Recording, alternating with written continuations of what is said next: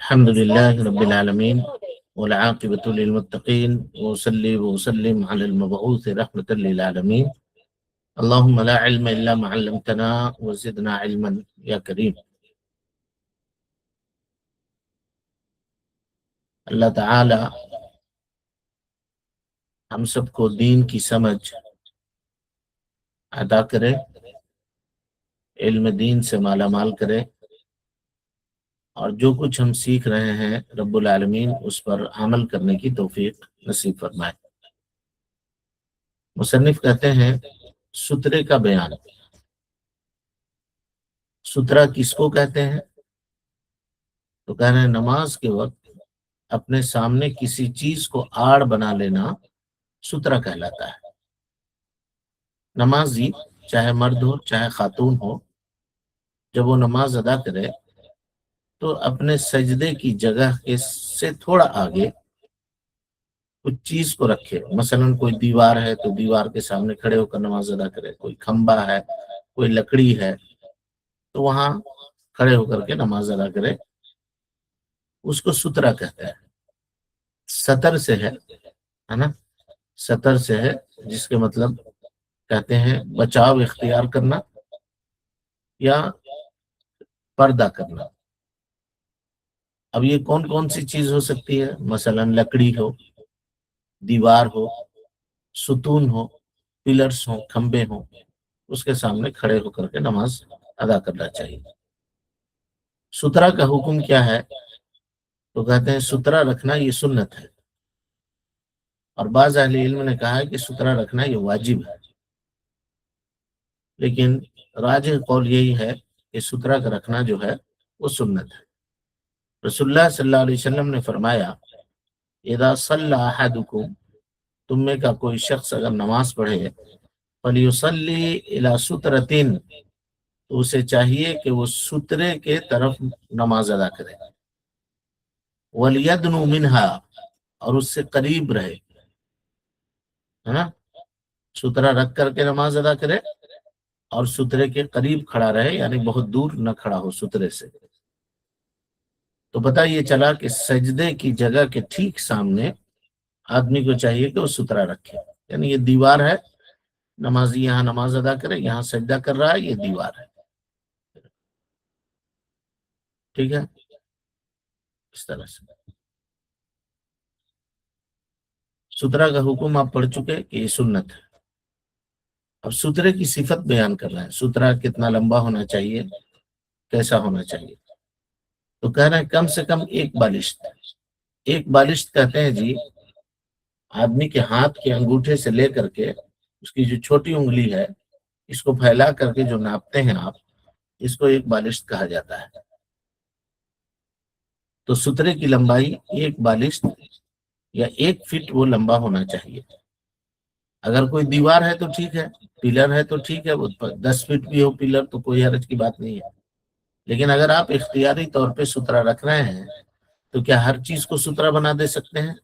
ایسا نہیں ہے. کہا کم از کم اس کی لمبائی ایک بالشت یا 1 فٹ لمبا وہ ہونا چاہیے. اب آپ کہیں نماز پڑھ رہے ہیں، ایک بالشت کا آپ کا پرس ہے، مثلا پرس کو سامنے رکھ دیا، لیڈیز پرس جو عام طور پہ خواتین استعمال کرتی ہیں، سامنے اس کو رکھ دیا اور اس سامنے اس کو سترہ بنا کر کے نماز ادا کر لیا تو کر سکتے ہیں. کہتے ہیں غزوہ تبوک کے وقت نبی کریم صلی اللہ علیہ وسلم سے سترے کے بارے میں سوال کیا گیا تو آپ نے فرمایا کہ اونٹ کے کجاوے کے پچھلے حصے کی لمبائی کے برابر ہونی چاہیے. اونٹ پر جب سوار ہوتا ہے نا تو اس کے پیٹھ کے اوپر کجاوا رکھا جاتا ہے. ایک لکڑی کی طرح کی چیز ہوتی ہے، لکڑی کی بنی ہوئی ہوتی ہے، اور اس کے پیچھے جو ہے نا کمر کی جانب، یعنی سواری جو بیٹھتا ہے اس کے کمر کی جانب وہ ذرا سا بیک ریسٹ ہوتا ہے، وہ ذرا سا، تاکہ وہ اس پہ پورے طور پہ فکس ہو جائے اور اونٹ جب تیز چلے تو جھٹکا لگے تو وہ پیچھے کے جانب الٹے نہیں، سواری نیچے نہ گرے. اور وہ کجاوا ہوتا کتنا ہے؟ ایک بالشت بلند ہوتا ہے. تو جب نبی صلی اللہ علیہ وسلم سے غزوہ تبوک کے وقت صحابہ کرام نے سترے کے بارے میں سوال کیا تو آپ نے فرمایا ہونی چاہیے. पिछला हिस्सा वही जिस पर सवार यानी ऊंट के ऊपर बैठने वाला अपनी कमर टिकाता है, जिसको हम लोग कहते हैं कुर्सी का जो बैकरेस्ट होता है उतना। तो जाहिर है यहाँ बैकरेस्ट तो ऊपर तक होता है, लेकिन उतना लंबा कजावे में नहीं होता। कजावे में सिर्फ एक बालिश लकड़ी बुलंद होती है जिसमें बैठने वाले को पीछे से बैलेंस रहे, सरके नहीं, पीछे के जाने गिरे नहीं। ऊंट कभी कभी चलते चलते झटका ले या तेज चले, तो ऐसी सूरत में सवार इत्मीनान से उसके ऊपर बैठा रहे, वो फिसल करके उसकी ऊंट के पीठ से नीचे ना आए। कहते हैं सुतरे और नमाजी के माबैन फासला। नमाजी को चाहिए कि सुतरे से ज्यादा दूर न ठहरे। जहां आपने सुतरा लगाया है या जिस दीवार को आपने सुतरा बनाया है उससे आप ज्यादा दूर न नहीं खड़े होइए, बल्कि अपने और सुतरे के माबैन 3 हाथ का फासला रखे। यानी ये नमाजी है और ये सुतरा है, तो नमाजी यहाँ जो खड़ा हुआ है ना, यहाँ से 3 हाथ नापे, वो 3 हाथ, 2-3 हाथ इस तरह से। सजदा करने की जगह से नहीं, नमाजी के खड़े होने की जगह से 3 हाथ नापे और अंदाजा लगाए 3 हाथ पे वो सुतरा रख दे। और अपनी सजदागाह और सुतरे के माबैन एक बकरी के गुजरने का फासला छोड़ दे। यानी यहाँ वो सजदा कर रहा है, मसलन ये उसकी सजदा करने की जगह है और यहाँ सुतरा है, तो इसमें इतना गैप छोड़े जहां से एक बकरी गुजर जाए, इधर से एक बकरी गुजर जाए।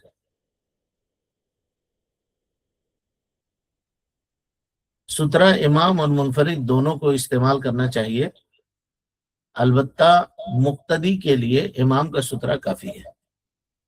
अगर आप तन्हा नमाज पढ़ रहे हैं तो सुतरा रखिए, इमाम साहब नमाज पढ़ा रहे हैं उनको चाहिए कि वो सुतरा रखें। लेकिन अगर कोई आदमी इमाम के पीछे नमाज अदा कर रहा है तो उसको सुतरा रखने की जरूरत नहीं है, क्योंकि इमाम का सुतरा उसके जानिब से काफी है, उसके जानिब से इमाम का सुतरा काफी है। तो अब इससे ये पता चला कि लोग अगर इमाम के पीछे नमाज अदा कर रहे हैं, यहाँ इमाम है, इधर सफ लगी हुई है, ये लोग नमाज अदा कर रहे हैं, इमाम साहब यहाँ पे सुतरा रखे हुए हैं, तो ये जितने लोग हैं इन तमाम का सुतरा इमाम का सुतरा इन तमाम के लिए काफी हो जाएगा। अब अगर कोई आदमी सफों के बीच में इधर चलता है तो उससे नमाजी के नमाज में कोई खलल होने वाला नहीं, कोई खलल वाक़ई नहीं होगा। उसी को कह रहे हैं कि सुतरा इमाम और मुनफरिद दोनों को इस्तेमाल करना चाहिए, अलबत्ता मुक्तदी के लिए इमाम का सुतरा काफी है।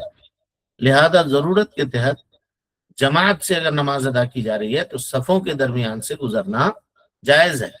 मसलन एक आदमी पहली सफ में यहाँ खड़े होकर नमाज अदा कर रहा है, अब इसका वजू टूट गया नमाज के दौरान, अब यहाँ से निकल करके इस सफ से चल करके इधर आ करके फिर इधर आ करके अगर वो बाहर निकलता है कोई हर्ज नहीं, निकल सकता है। अगर इमाम के साथ जमात से नमाज अदा कर रहे हैं और आपके सामने से अगर कोई गुजर रहा है तो उसमें कोई नमाज में आपकी खलल वाक़ई नहीं होगी, क्योंकि सुतरतुल इमामी सुतरतुल मुसल्ली, नबी सल्लल्लाहु अलैहि वसल्लम ने फरमाया कि इमाम का जो सुतरा है ना, ये मुसल्ली का सुतरा है, यानी इमाम का सुतरा मुसल्ली के सुतरे के लिए काफी हो जाएगा। कहते हैं नमाजी के सामने से गुजरने का हुक्म, सुतरा के बाहर से गुजरना जायज है। एक आदमी सुतरा रख करके नमाज अदा कर रहा है, यहाँ उसका सुतरा है, ये नमाज पढ़ रहा है, यहाँ से आप गुजर सकते हैं बिला रोको टोक, कोई हरज नहीं है, सुतरे के बाहर से गुजरना जायज है। लेकिन सुतरे और नमाजी के दरमियान से गुजरना गुनाह है, ये यहाँ से आप नहीं गुजर सकते, उसके दरमियान से। रसूलुल्लाह सल्लल्लाहु अलैहि वसल्लम ने फरमाया कि अगर नमाजी के आगे से गुजरने वाले को ये मालूम हो जाए कि उसका गुनाह कितना बड़ा है या कितना बड़ा गुनाह है, तो उसे नमाजी के सामने गुजरने के बजाय 40 साल तक वहां खड़ा रहना ज्यादा बेहतर वो समझेगा, इतना बड़ा गुनाह है। लेकिन लोग आज इसका ख्याल नहीं रखते, नमाजी के सामने से बेधड़क गुजर जाते हैं। अब यहाँ देखिए इसमें दोनों चीजें होती हैं। अब नमाज से फारिग हुए, अब आपको जल्दी निकलना है, कोई भी जरूरत है, ہم کو جلدی گھر جانا ہے یا آفس جانا ہے یا ٹرین ہے یا بس ہے، اب پیچھے کوئی آدمی فوراً سنت پڑھنے کے لیے کھڑا ہو گیا، اب ظاہر ہے اس نے ہم کو بلاک کیا تو ہم جائیں گے وہاں، لیکن ایک آدمی دیوار کے آڑ لے کر کے سترا بنا کر کے نماز ادا کر رہا ہے، آپ وہاں سے درمیان سے مت گزریے۔ اسی طریقے سے نمازیوں کے گزرنے کا راستہ ہے مسجد میں، لوگ نماز پڑھ کر کے وہاں سے گزرتے ہیں، کوئی آدمی راستے ہی پہ کھڑے ہو کر کے نماز پڑھنے لگا تو ابھی اس میں گزرنے والے کو گناہ نہیں ہوگا، کیونکہ وہ تو اپنی جائز ضرورت سے راستہ جو اس کے چلنے کے لیے بنایا گیا ہے وہاں سے گزر رہا ہے۔ وہ نمازی جو وہاں کھڑے ہو کر کے نماز ادا کر رہا ہے گناہ اس کو ہوگا، کیونکہ اس نے ایسی جگہ کا انتخاب کیوں کیا جہاں سے لوگ گزرتے ہیں، مسلمانوں کو کے راستے کو اس نے تنگ کیا۔ ایسا نہیں کرنا چاہیے، اسی لیے آدمی کو چاہیے کہ ان چیزوں کو خیال رکھے اور ان کا اعتبار کرتے ہوئے وہ نماز ادا کرے۔ کہتے ہیں اگر کوئی نمازی کے سامنے سے گزرے تو نمازی کو چاہیے کہ گزرنے والے کو ہاتھ سے اشارہ کر کے روکے۔ آپ سترا لے کر نماز پڑھ رہے ہیں، کوئی گزر رہا ہے، ہاتھ آگے بڑھائیے اس کو روکنے کے لیے، ٹھیک ہے، ہاتھ آگے بڑھائیے اس کو روکنے کے لیے، لیکن پھر بھی وہ نہیں رک رہا ہے، سختی سے اس کو دھکا دیجیے، اس کو سختی سے دھکا دیجیے تاکہ وہ نہ گزرے وہاں سے۔ صحیح بخاری کی روایت۔ نمازی کے سامنے سے گزرنے والا اگر کوئی جانور یا بچہ وغیرہ ہے تو ایک دو قدم آگے بڑھ کر کے اسے روکنا جائز ہے۔ ظاہر ہے بڑا آدمی ہے، اس کو روکیے گا، ہاتھ دکھائیے گا تو سمجھ جائے گا کہ سامنے والا نماز پڑھ رہا ہے، کسی دھن میں وہ ہوگا، گزر رہا ہوگا تو اس کو خیال آ جائے گا، رک جائے گا۔ لیکن اگر کوئی جانور ہے یا کوئی چھوٹا بچہ ہے وہ تو نہیں سمجھے گا، اسے معلوم نہیں ہے، تو ایسی صورت میں اس کو زبردستی روک لینا جائز ہے، روک سکتے ہیں اس کو زبردستی، اور اگر اس کے لیے ایک دو قدم آگے بڑھنے کی ضرورت پڑے تو ایک دو قدم آگے بڑھ بھی سکتے ہیں۔ کہہ رہے ہیں نمازی کے سامنے سے بالغ عورت یا گدھے یا گدھا یا کالا کتا گزر جائے تو نماز باطل ہو جاتی ہے۔ نمازی کے سامنے سے بالغ عورت یا گدھا یا کالا کتا گزر جائے تو نماز باطل ہو جاتی ہے۔ رسول اللہ صلی اللہ علیہ وسلم نے فرمایا کہ مسلمان مرد کے سامنے پالان کے پچھلے حصے کے برابر سترا نہ ہو تو عورت، گدھا اور کالا کتا اس کی نماز کو توڑ دیتے ہیں۔ سمجھ گیا؟ تو اگر کوئی آدمی نماز ادا کر رہا ہے، اس کے سامنے سے کوئی خاتون گزر گئی یا اسی طرح سے کوئی کالا کتا گزر گیا یا اسی طریقے سے کوئی گدھا گزر گیا تو اس کی نماز باطل ہو جائے گی، اس کی نماز باطل ہو جائے گی، نماز ٹوٹ جائے گی، اس کو دوبارہ نماز ادا کرنی ہے۔ اسی لیے آدمی کو چاہیے کہ وہ سترا رکھ کر کے نماز ادا کرے۔ اب یہاں پر ایک سوال عام طور پہ لوگ پوچھتے ہیں کہ ہم اگر مکے میں ہیں یا مدینے میں ہیں، وہاں بھیڑ کی وجہ سے لوگ کہتے ہیں کہ نمازی کے سامنے سے گزرنا یہ جائز ہے، گزر سکتے ہیں، حالانکہ یہ بات درست اور صحیح نہیں ہے۔ چاہے آپ مکے میں ہوں چاہے آپ مدینے میں ہوں، کہیں بھی نمازی کے سامنے سے نہیں گزر سکتے، چھوٹ کہیں نہیں ہے۔ کیوں؟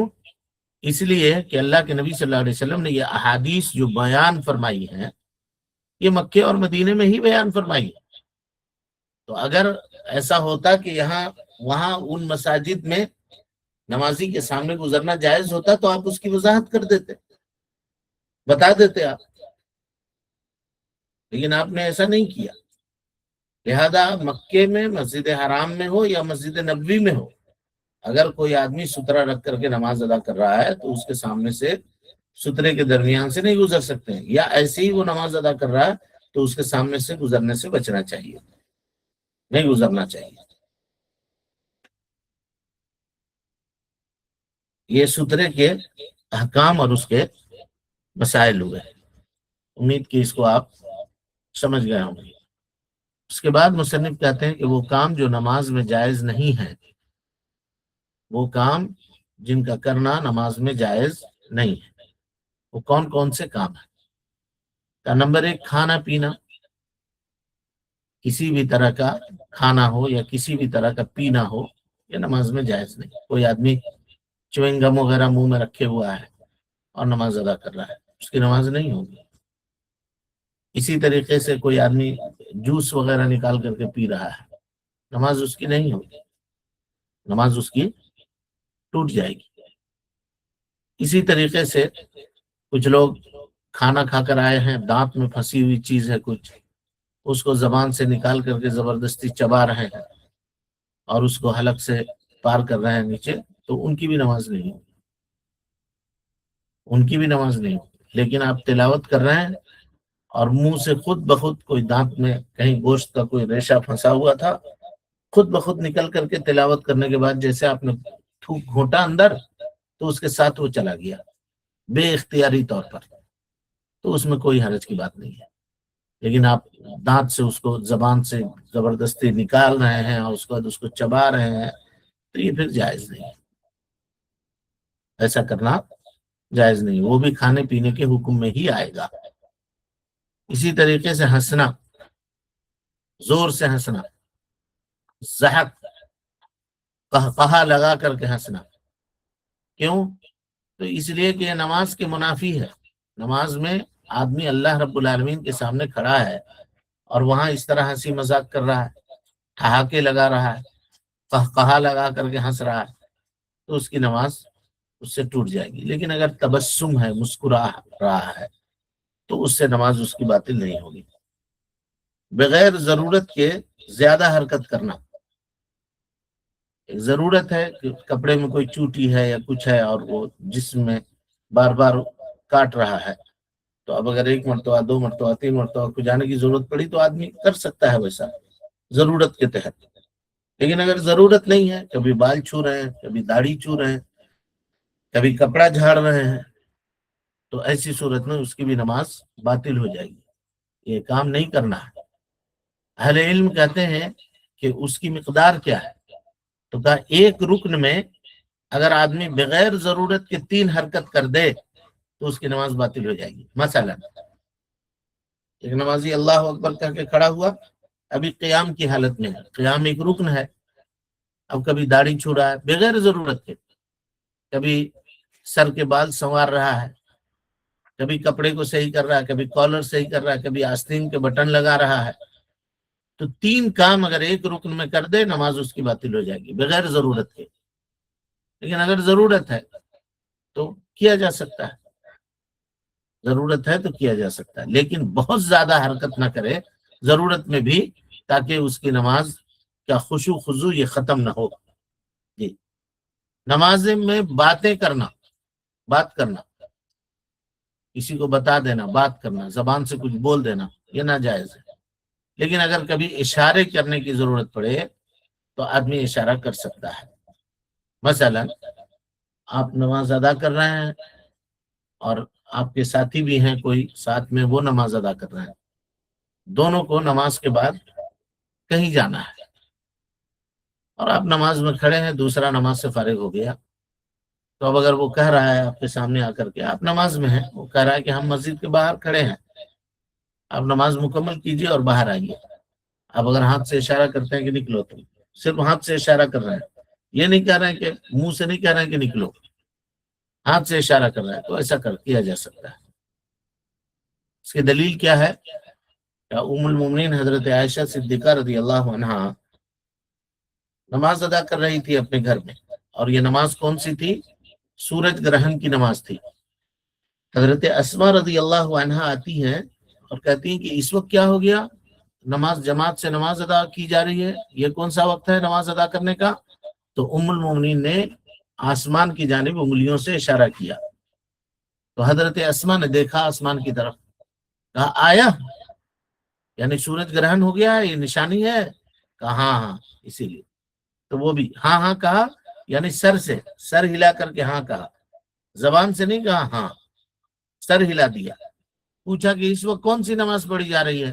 تو آسمان کی طرف انگلی اٹھاتی، اس نے آسمان کی طرف انگلی اٹھائی تو دیکھا کہ سمجھ گیا کہ سورج گرہن ہے، اور اس کے بعد کہا کہ نشانی ہے سورج گرہن کی نماز ہے، تو سر ہلا دیا، وہ بھی ساتھ میں نماز پڑھنے لگی۔ تو ایسا کیا جا سکتا ہے۔ نماز میں ادھر ادھر دیکھنا، تاک رہے ہیں ادھر، نماز پڑھ رہے ہیں، دائیں جانب بائیں جانب دیکھ رہے ہیں. نماز میں آسمان کی طرف نظر اٹھانا، اوپر دیکھنا، اس سے نماز آدمی کی باطل ہو جاتی ہے. کہتے ہیں نماز میں اپنا دھیان اللہ کی طرف رکھنا چاہیے اور سکون و اطمینان کے ساتھ نماز ادا کرنا چاہیے. نماز کے دوران اگر دل میں شیطانی خیالات اور وسوسے پیدا ہو جائیں تو اعوذ باللہ من الشیطان الرجیم پڑھنا چاہیے. اس سے شیطانی وسوسے ختم ہو جاتے ہیں.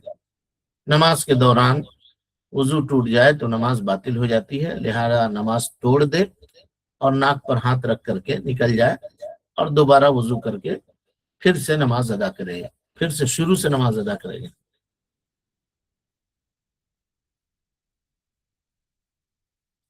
اب کہہ رہے ہیں وہ کام جو نماز میں جائز ہے، نماز میں جو جائز کام ہے. تو کہتے ہیں امام کو لقمہ دینا. لقمہ دینا مطلب کیا؟ روٹی کا لقمہ یا چاول کا لقمہ بنا کر کے دینا نہیں. امام صاحب اگر بھول گئے، قرآن مجید کی تلاوت کر رہے ہیں، بھول گئے، اٹک گئے، کوشش کر رہے ہیں نہیں پڑھ پا رہے ہیں، تو بتا دینا، آیت پڑھ دینا، یہ جائز ہے. اسی طریقے سے امام صاحب کوئی غلطی کر گئے نماز میں، رکوع چھوڑ کر کے سجدے میں جا رہے تھے، آپ نے سبحان اللہ کہہ دیا پیچھے سے. 2 رکعت پڑھنے کے بعد تشہد میں بیٹھنے کے بجائے کھڑے ہو رہے تھے، آپ نے سبحان اللہ کہہ دیا. یہ کہنا جائز ہے، یہ امام کو لقمہ دینا ہے. اگر امام نماز میں کوئی آیت بھول جائے تو اسے یاد دلا دیا جائے، اس کو لقمہ دینا کہتے ہیں. امام اگر نماز میں کوئی غلطی کرے تو اسے تنبیہ کرنا، مثلا سبحان اللہ کہہ کر تنبیہ کریں. اور اگر عورتیں بھی امام کے پیچھے نماز پڑھ رہی ہوں تو تالی بجا کر امام کو تنبیہ کریں. تالی کیسے بجانا ہے؟ اس طرح سے نہیں جیسے لوگ بجاتے ہیں، ایسے تالی نہیں بجانا ہے، بلکہ بائیں ہاتھ کی پیٹھ کے اوپر داہنے ہاتھ سے مارنا ہے، اس طرح ایسے تالی بجانا ہے تاکہ امام سمجھ جائیں کہ ہم سے کوئی غلطی ہو رہی ہے. بچہ بچی کو اٹھا کر نماز پڑھنا، ضرورت کے وقت. چھوٹا بچہ ہے، لے کر کے مسجد گئے ہیں، نیچے رکھ رہے ہیں تو رو رہا ہے یا رو رہی ہے بچی، تو اس کو گود میں لے کر کے آپ نماز پڑھ سکتے ہیں. البتہ رکوع اور سجدہ کرنے وقت اس کو گود میں کیسے رکھیں گے؟ نہیں رکھ سکتے، تو اس وقت اس کو زمین کے پر بٹھا دینا چاہیے. اور پھر جیسے 1 رکعت مکمل کر کے قیام کے لیے کھڑے ہوئے، پھر اس کو اٹھا لیجیے، گود میں لے لیجیے. ایسا کر سکتے ہیں. نمبر 4، ہتھیلی کے اشارے سے سلام کا جواب دینا. اگر کوئی آدمی، آپ نماز پڑھ رہے ہیں، کوئی آ کر کے السلام علیکم، تو آپ ہاتھ کے اشارے سے، ہتھیلی کے اشارے سے آپ اس کو اس کے سلام کا جواب دیں گے. وعلیکم السلام یہ زبان سے، منہ سے نہیں کہیں گے، صرف ہاتھ اٹھا کر کے اشارہ کریں گے. اس کا مطلب یہ ہوگا کہ سلام کا آپ جواب دے رہے ہیں. اشارے سے جواب دینا ہے، بول کر کے جواب نہیں دینی. اس کے بعد ہے سنتوں کا بیان. نماز میں جو سنت ہے، سنت نمازیں ہیں، انشاءاللہ اس کو ہم لوگ کل کے درس میں پڑھیں گے. اللہ سبحانہ و تعالیٰ سے دعا ہے کہ وہ ہم سب کو حسن عمل کی توفیق دے، ہم سب کی اصلاح فرمائے، نیکیوں کو شرف قبولیت سے نوازے، سیئات سے درگزر فرمائے، جب تک زندہ رکھے دین اسلام پہ زندہ رکھے، اور جب اٹھائے ایمان پہ اٹھائے. آمین. وآخر دعوانا ان الحمدللہ رب العالمین.